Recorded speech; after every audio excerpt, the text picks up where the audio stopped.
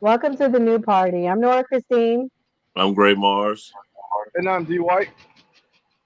Today on the new party, we're going to be discussing the historical conversation with Elon Musk and Donald Trump. Uh, X has announced that it has officially reached 1 billion views worldwide. So we'll get into the first clip and we'll give some reactions. For those of you that don't know, Elon Musk did a historical conversation Monday night with Trump. And this first video talks about Trump's position on is the world going to be respecting Kamala Harris as a woman president? We'll do opinions on it after.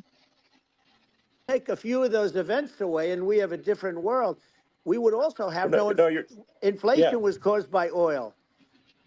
yeah. No. I think you're making an excellent point here, which is that when other countries can, that are, are thinking about invading or doing bad things, when they're thinking about that, they're thinking about, okay, what's the American president going to do, and do they fear the American president, or is it someone they do not respect or and do not fear? And I think they would they rightfully be. I mean, look at that the footage with the assassination. They're like, okay, uh, President Trump is like, don't mess with me. I mean, that's like, whereas I think people are not going to be, and they obviously have not been at all intimidated by Biden, and they certainly will not be intimidated by Kamala. And you have to really think of that in the context of. So, is the world ready for a woman president and will they respect her? Gray, what do you think? I think you always gonna have the stereotype with women being weaker than men. Is Donald Trump way more aggressive than Kamala Harris? Absolutely. Women like attacks and defensive strategy, I think, is totally different than men. Women are more like deceptive and they'll like use poison and like they come with a different set of benefits than a man comes with. So he's making a point with they might not respect her, but she could deceive them. They might be a little more off putting because she's an attractive woman. So it comes differently with different people because of stereotypes. What do you think, D? Personally, I think that our foreign adversaries would not respect her because she is a woman. I mean, if you traditionally look at the countries who make up our adversaries, it's China, it's Russia. Women don't hold strong strategic positions there for the most part. I'm not speaking about my personal feelings. I'm just speaking about our adversaries. And I spoke to a group of young ladies, well, not young ladies, but ladies in the Navy, and that's one of the fears that they have is that her being a black woman, not well, look, advertising herself as a black woman, that she feel like she have a point to prove to a lot of people. Therefore, she might be overly aggressive to try to make up for that and cause us to become in war, get into war. She might need to feel like she has to show strength more than a guy might have to. So I definitely think that's going to play a role in it. What about you, Nora? Absolutely agree. I'm not necessarily saying I don't think we're ready for a woman president. I don't think the world is ready for that woman president. I've watched Kamala Harris in interviews and she gets overly emotional fast. If she's questioned on something, she blunders and she has an attitude. I don't think the world is going to be safer with her as our president, but not necessarily because she's a woman, but because of her demeanor and how she reacts to things. The next question is is what is the biggest threat? Is it global warming or is it a new term that Donald Trump has now coined? Eighth of an inch over the next 400 years. The big and you'll have more oceanfront property, right? The biggest threat is not that. The biggest threat is nuclear warming because we have five countries Well, now that yeah. have significant nuclear power, and we have to not allow anything to happen with stupid people like Biden. Biden did something with Russia. There was no chance of him ever going in. And when I left, and then after I left, they started forming big armies on the border with Ukraine, right? And I looked at that and I thought he was doing that because Putin's a good negotiator. I thought he was doing that to negotiate. But then Biden started saying such stupid things. For instance, he said that it can be a NATO country. Now, Russia, for as long as there's been NATO, has said we're never going to agree to that. And we go right up front and say that. Is the biggest threat nuclear warming? Z White. 100%. On my list of things that scare me, it's probably three things on that list. And number one is nuclear war. A lot of people have watched movies and TV shows, glorifying the apocalypse, how they're going to survive afterwards and all that stuff. But that's not realistic, and that's not what really happens. It poisons the earth. You die slowly from just being around it, from being miles away from it. It poisons the food. And the thing about me having to watch my sons become sick, starve to death, if we have to engage in nuclear war, I hope the first rocket hits my house. I hope my house get hit first. I don't want no parts of that, no parts. And I think that's much more of a pressing issue than global warming. What about you, Greg? I can agree. I mean, I remember when Trump was arguing with Kim Jong Un. I was scared at that point. But what I'll say, this is the good thing about democracy, is because now, if you got a Republican Party, they're cool with Kim Jong Un and Putin and China, and so then you have America where they're cool with other Western countries. So I feel like they more so want to cyber attack us and try to control elections more now than actually like actual war that I'm thinking will break out. I think it's more like spy stuff that's going on now. That's what I think. What about you, Nora? Yeah, I mean, I think that we are closer than ever to a potential nuclear bomb being detonated, especially in the Middle East. It's definitely very fearful. I don't think the world respected Biden, and I think they're going to respect Kamala Harris even less. I feel the only way we are safe in this world, truly, at this point, is if Donald Trump is elected. I'm very, very worried for our future if Kamala Harris is elected, as far as nuclear war in countries around the world. As someone that has family members living across the world, it fears. I'm very fearful for my family members living on the other side of the world because of this. It's very close to being a reality. And so, speaking of nuclear, you brought up a good point where Trump took credit and he talked about resolving the issue with North Korea. Let's see what he had to say. Because I think we would have been good with Iran. I don't want to do anything bad to Iran, but they knew not to mess around. Iran was broke because I told China, if you buy from Iran oil, it's all about the oil. That's where the money is. But if you buy oil from Iran, you're not going to do any business with the United States. When I met with President Obama just before entering, it's a sort of a ritual. I said, what's the biggest problem? He said, North Korea. I had that problem worked out very quickly. It was nasty at the beginning with Rocket Man and all the different things, Yeah. but all of a sudden I got a call. Those were some epic tweets, by the way. Yeah, they those were. like They were absolutely... epic. Everything he said that he has a red button on his desk. I said, I have a red button on my desk too, but my red button is much bigger, and my red button works. I got along with him great. We were in no danger. But President Obama thought we were going to end up in a war, a nuclear war with him. And let me tell you, he's got a lot of nuclear. Let me say this. I remember when Trump was running, everyone said, oh, Trump was, we're going to be in World War III, wars everywhere, wars everywhere. Not one war were we in when Trump was president. Trump resolved the issues with Putin. Trump resolved the issues with North Korea. Now Trump has been out of office for 4 years. There's Middle East potentially on the brink of a full-out war. And we also have war with Russia and Ukraine. So again, another point I have to agree with him on. He resolved the issue with North Korea. We no longer see him threatening us. We no longer see him doing those test rockets in the air. D, what do you think? 100%, man. Peace through strength. Trump knew how to talk to people. He knew how to present himself as a powerful person, which he was, the leader of the free world at the time. And he's the guy wrote the art of the deal. I mean, if you make a good deal is when everybody feels like they're getting something, they're getting what they want. That's how you know when a deal was good. When no party feels cheated. So I mean, he gave a little, took a little, and I felt much safer when he was the president. And I pray to God, come November, that he wins the election again. I had to respond to what Nora said. There was the Afghanistan war still going on while Trump was elected. No He war was was started. trying to. Started.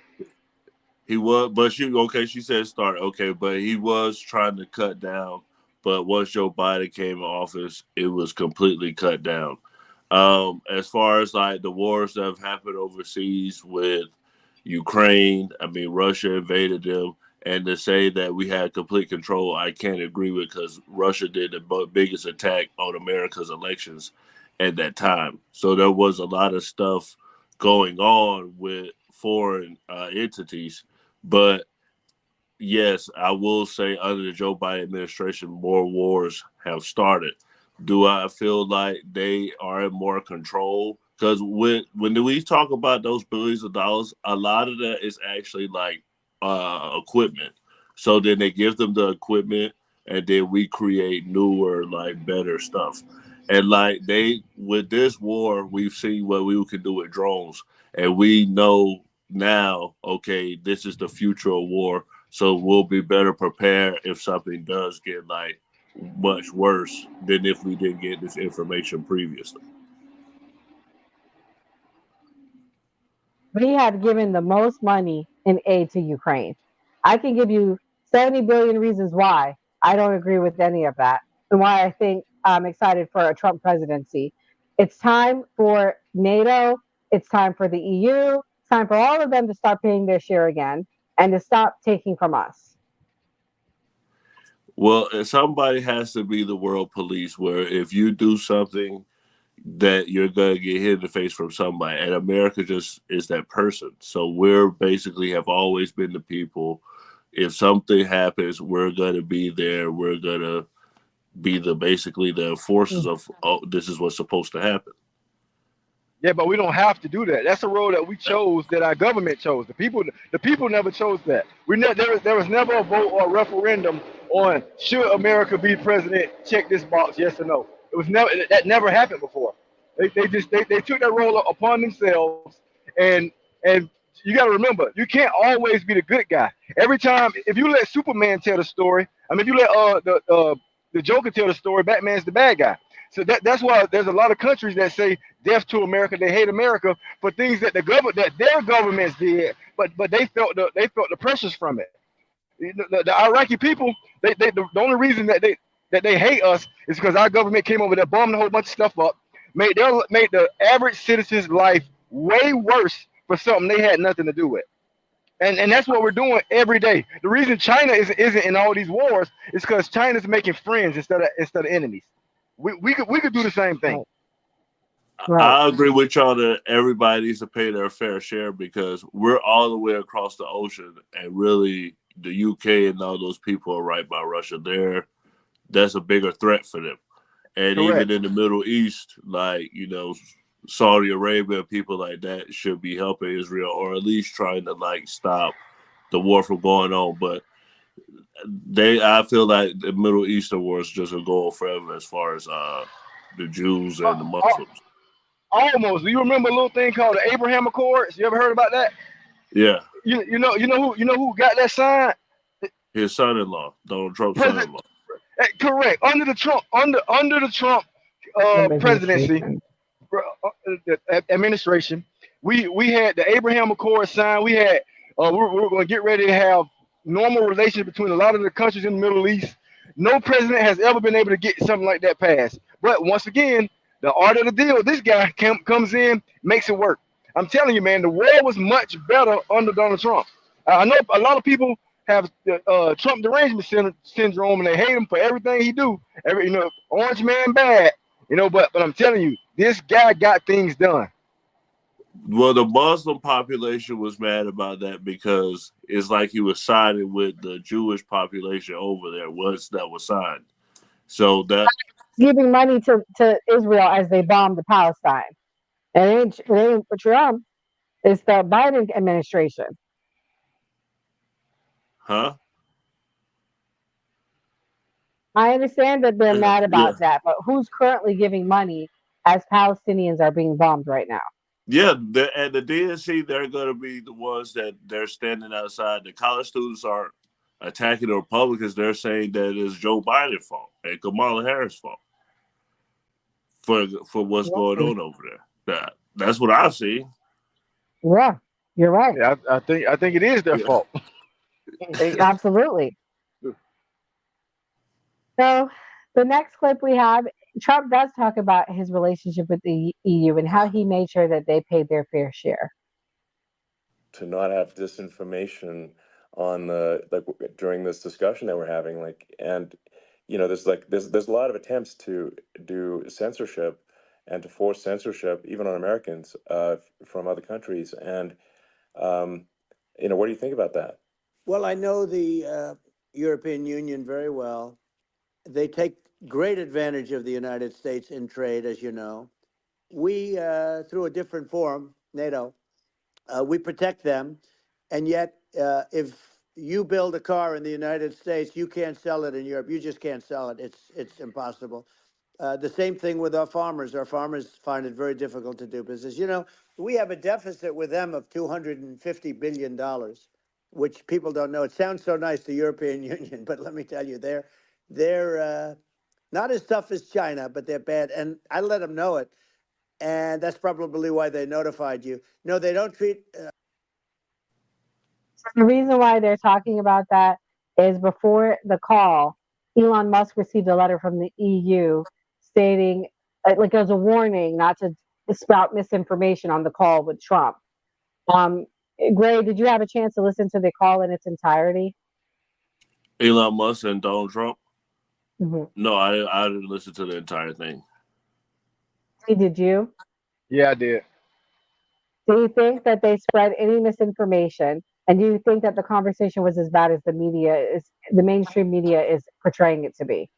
Of course not. It was two guys having a conversation about policies, about ideas, about you know uh, what they thought about stuff. They just sat down and had an in-depth conversation. And I think if people take the time to listen to it, they'll get a lot of good stuff out of it. Yeah, there was some rambling. President Trump. Once you give him the mic and you don't stop him, he'll just go on and on. Sometimes he did ramble a little bit, but I think for the most part, it was a great interview. Right? I didn't hear anything about misinformation. I actually saw Charlemagne the Yeah. God on the Breakfast Club. Charlemagne said this. He said that he felt like he understands this why Trump connects with people because he's talking about real issues. The negative stuff that I saw about Trump was about his age, about his speech, and about his fitness for office. I didn't really see a bunch of people say he was lying on this particular phone call. I Yeah, mainly saw people talking about his mental stuff on this phone call. yeah. The Right. news media's Yeah. they're clipping stuff and rearranging speech, and I mean they should be sued for the stuff that they're getting away with, man. Like I watched on, I think it was I don't want to quote the wrong network. It was a liberal network. I'm not gonna say the name of it, 'cause I don't remember. But they had clipped one speech when Elon Musk was talking about how nuclear energy is great. We should use it, and they made it seem like he was saying that nuclear war was great. Why would you Oh. do something like that? Why would you do that? Right, Uh, right. That's tough. yeah, it To doesn't make any incite sense. people not to vote for Trump, obviously. I mean, listen, journalist integrity has gone out the window at this point. I'm confident in saying that. And I actually do have the clip about nuclear power being safe, and I'll play it now. Electricity generation, it's just a huge misunderstanding. Um, and if you look at the injuries and deaths, caused by, say, I mean, I'm not going to try to pick on coal mining, but just any kind of mining Right. operation, and there's a certain number of injuries and deaths per year. And you compare that to nuclear. Nuclear is actually way better. So it's underrated as an electricity source, and I think it's something that's worth reconsidering. But there's so much regulation that people can't get it done. So that Maybe they'll have sort to of change the have name. it, The name is just, it's a rough name. There are some areas yeah, it's a rough like when name. you see what happened in, Good bad right, branding. The we'll have to branding's rough. rebrand it. We'll have to give it a good name. We'll name it after you or something. You know, And no, no, hey, it has a branding problem. You know, when you see what happened, it does have a branding problem. when you see what happened in Japan, Like people were asking me in California, are we worried about like a nuclear cloud coming from Japan? I'm like, no, that's crazy. It's actually it's not even dangerous.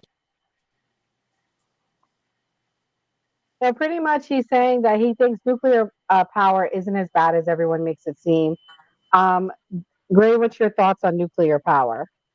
I don't know if y'all ever seen the show Chernobyl on HBO, but there was a Yes. huge, a massive. They were using nuclear power, and it was a massive leak in where they're fighting now in Ukraine and Russia. It was a massive leak, and people got sick, people died, and still no vegetation or whatever can grow in the area. People still suffering from that to this day. I don't think that putting people's lives at risk is worth cutting costs because we've already seen that if something happens, that people can get harmed. What about Yeah, you? yeah, I think Yeah. that's like comparing airplanes from the 50s to airplanes today. The you, nuclear power has come a very long way since Chernobyl happened. And all that stuff is much safer. It lasts for hundreds of years. The nuclear energy lasts. I just really think that people, like Trump says, it just got a bad. It has a branding problem.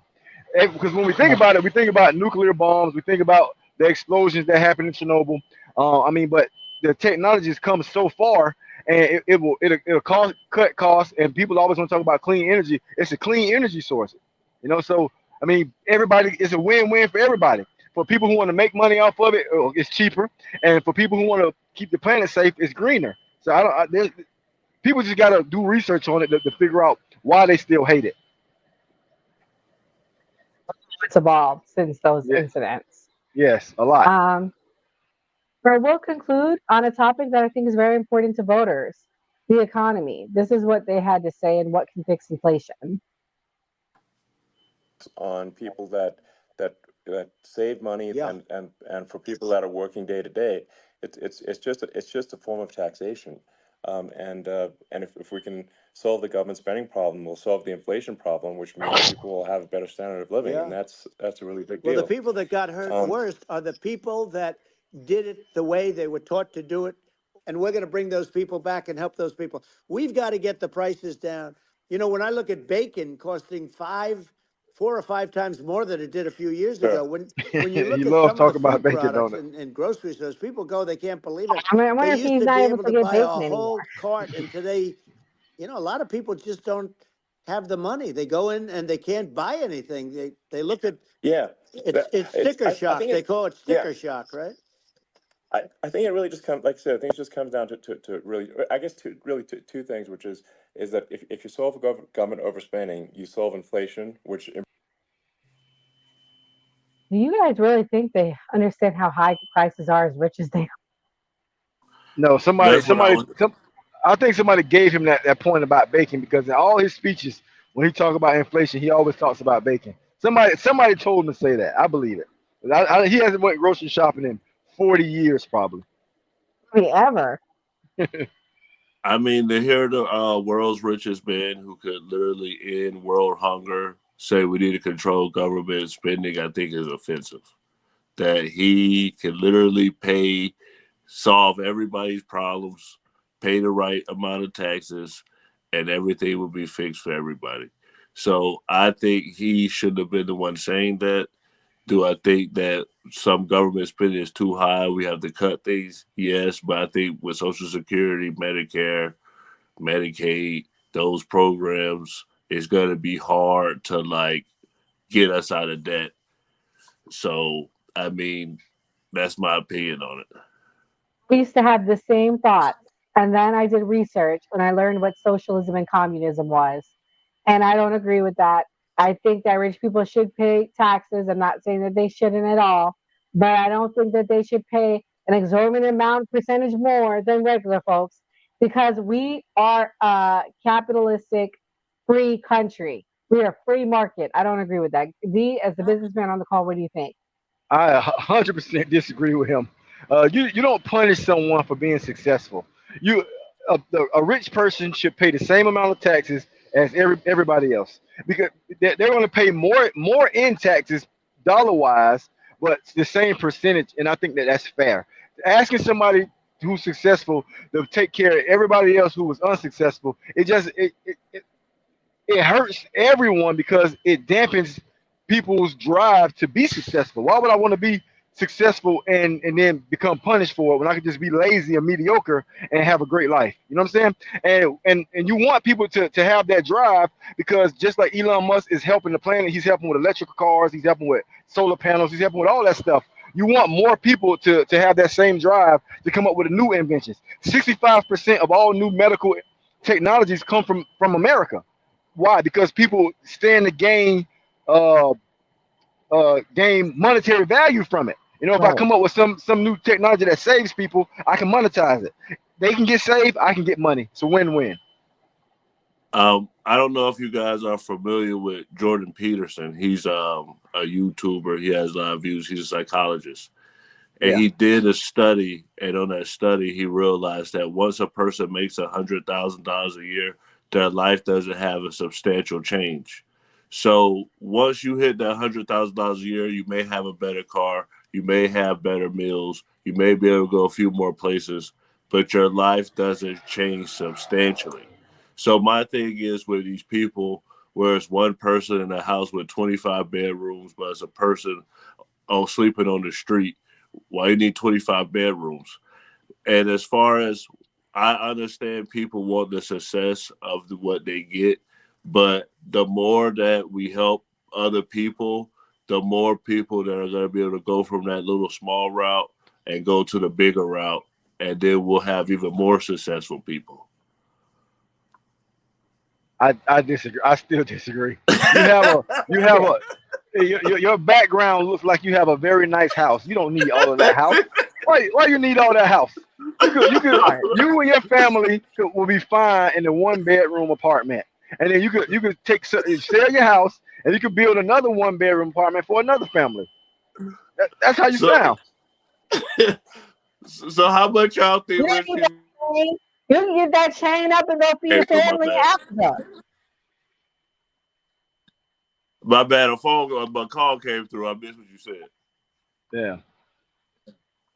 What'd you say? Anywho, More? I it sounds good. I mean, it sounds beautiful what you're saying, but that's And not reality. The reality is we are a free capital society, free market, and that's what makes America great. Okay. It's true. That's true. So, anyways, let us know what you guys think in the chat. What was your favorite moment of the Elon Musk and Trump space? What do you wish you could see more of? Do you wish there was another spaces? Do you think he should do it during the DNC? That's what people are writing on X, that they think he should do one during Kamala Harris's speech. Um, Gray, any closing thoughts? One thing we did talk about that I want to talk about on here. Trump made a massive mistake for his own social media network, Truth Social, by going on Twitter. I don't know if he gained any voters out of that, but he hurt his own company by doing that. What do y'all think about that? Trump sold a bunch of his shares uh, when right after the verdict came down about him having to pay all that money in New York. He sold a bunch of his shares, made a bunch of money. So yes, I do think it did hurt the company in whole, but I think it probably helped Trump more because he cares more about being the president than he do about True Social, right? We all agree on that, right? And he probably Yeah. cares more about being the president. So yeah, so I think that yeah, the company did take a big L, took a big L, but I think Trump definitely gained. They say it's been viewed over 100 million times. So I'm sure that he's going to gain some supporters from it. So I think it was a positive for Trump, in particular. Not for the business though. It definitely hurt his business. Yeah, because they basically say that the main reason people go on there is just to see Trump tweets. So what you think, Nora? You think because a lot of people invested in Truth Social and probably mostly Republicans. So you do think any of these people are gonna not vote for Trump because they lost money? Yeah, we hear you now. Oh, I was saying, if they're smart, they'll still vote for Trump. You invested? No, Oh, No, she said if they're oh, smart, they'll still vote for him. okay, okay. their life is going to be so negatively impacted that none of that matters. Oh, I okay, agree. for sure. So, I mean, let us know what you think in the chat. Do you think it impacts the election? Do you think it changes your vote? Are you going to get off Truth Social now? Great. Anything else you want to touch on? Like, share, subscribe. What about you, D? Yeah, always vote. Always vote. Always vote. Always vote.